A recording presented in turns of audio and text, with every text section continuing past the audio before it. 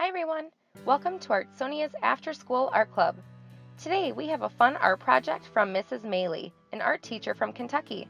Hope you enjoy the video and don't forget to have your artwork uploaded to your Artsonia gallery. Hi, welcome to the art room. I'm Mrs. Maley, art teacher at Murray Middle School. Join me as I share fun and creative ways for you to make your own artwork. Did you know that artists can use doodling as a way to practice their art skills and even come up with creative ideas? Well, today we're going to use doodling to come up with an artwork called Flower Doodles. Here's an example.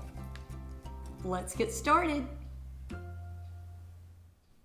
You'll need thick white construction paper, colored markers, permanent markers, thin tip and regular, and a messy mat to keep things clean.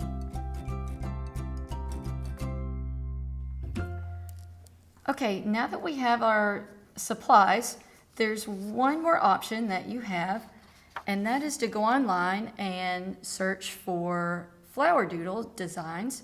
These are a few that I found online and I printed off. If you would like to come back to this section of the video later on and just pause it, you can get really fun creative doodle ideas from this sheet. So the first thing that you're going to do to get started with your flower doodle is to choose your colors. Now you can decide as an artist what colors you like, but I like to think about my color wheel. Sometimes I go with more warm colors, sometimes I go with more cool colors. I may go with a family of colors that are near each other, such as analogous, but it's really up to you. You can even just choose your favorite colors. Today, I think I'm going to go with an analogous group, the red, purple, and blue family. So I'm going to choose colors from that area. So when you pick your colors, you are going to start by creating a geometric shape, which is a circle. So it's basically a circle that you draw, and then you fill it in all the way. Now when you draw your circles, I want you to think in terms of threes. And you're going to do a big, a medium, and a small. So whatever colors you choose, make sure each time you do a big, a medium, and a small.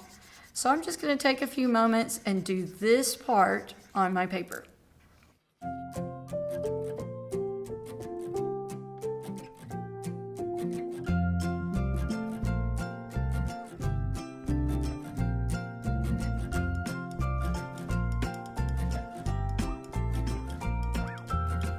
Okay, I have created big, medium, and small circles around the paper, and I want you to think about when you draw the circles, if you have them in your hand and you let them drop on your paper, that they are spread out randomly.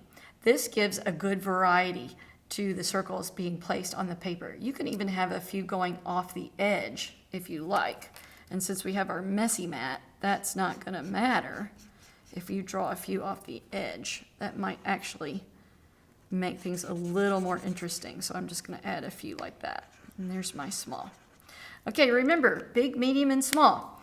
Now you're going to start drawing with your Sharpie. Now, you've got two kinds of Sharpies. You've got your regular and your fine tip. So I'm starting with the regular, and I'm looking at my idea sheet to help me.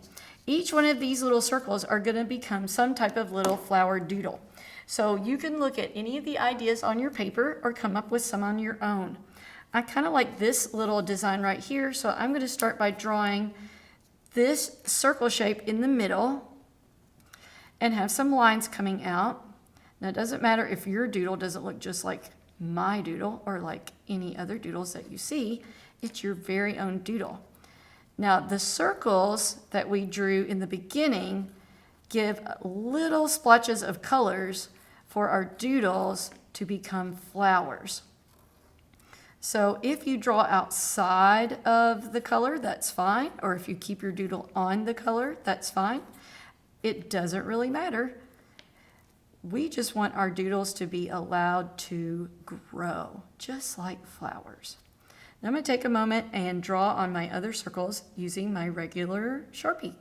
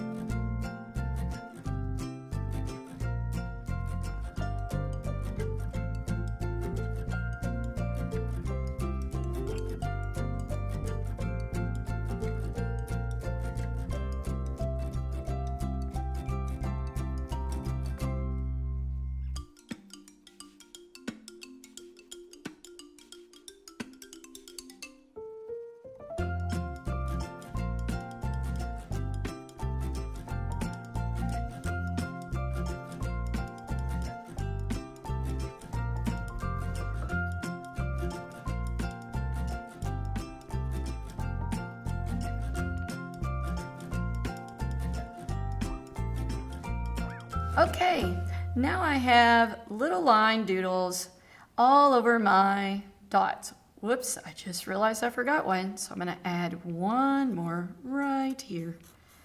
Don't want to leave a little dot out. There we go.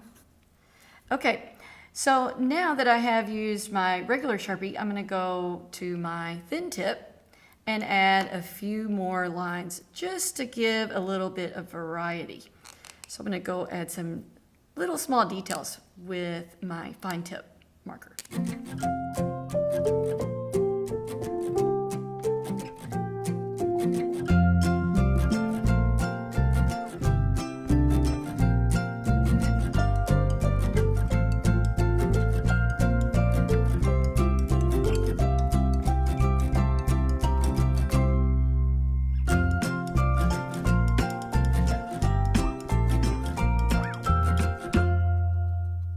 Next, I'm ready to add some stems to my flowers. So I'm going to go back to my regular Sharpie and add a few stems. Now, when we draw the stems, we want to think about flowers grow from the bottom up toward the sky. So we want to make sure we have those stems pointing down. There may be a few that when it gets to a flower, you have to continue it so it doesn't go through the flower. We want to make it look like it goes behind. You may not see every single little stem. Some of them are just kind of floating. Also want to add a few leaves. So however you want your leaves to look. And then a few little lines at the bottom down here that makes it look kind of like grass is growing. So I'm going to add some of that.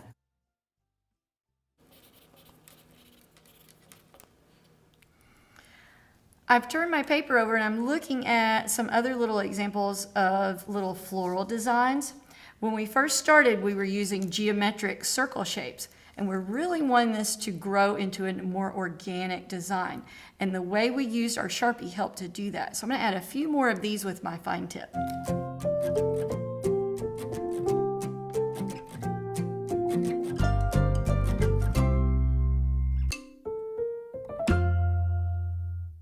So I'm pretty pleased with that. Maybe you want to add a little butterfly or a bumblebee or something like that. That's really fun to do. It's really easy to draw a little butterfly.